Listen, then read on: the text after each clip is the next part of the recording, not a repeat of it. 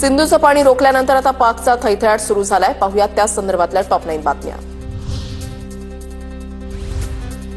पाकिस्तानला एक थेंबही पाणी मिळणार नाही. सिंधू जल करार रद्दचा निर्णय 3 टप्प्यामध्ये लागू होणार. केंद्रीय जलसंधारण मंत्री CR पाटलांचं मोठं विधान. सिंधू आमची लाईफलाईन, आम्ही सर्व प्रकारच्या चौकशीसाठी तयार, पण पाणी रोखल्यास चोख प्रत्युत्तर देऊ. पाकिस्तानचे पंतप्रधान शाहबाज शरीफ यांचा इशारा. Water is a vital national interest of Pakistan. Our lifeline.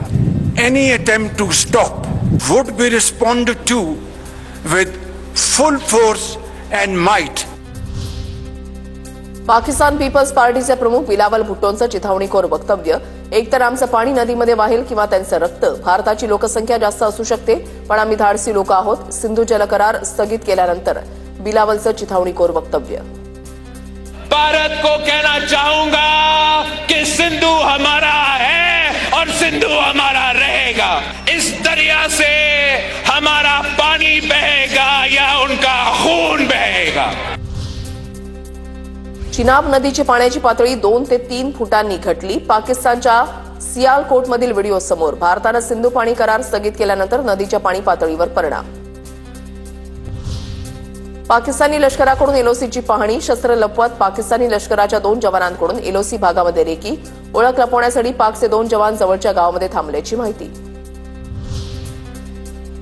Colonel तैमूरकडून लंडनमधील भारतीयाला चिथावणीखोर धमकी. कर्नल तैमूर हा लंडनमधील पाकिस्तानी लष्कराचा संरक्षण डिप्लोमॅट.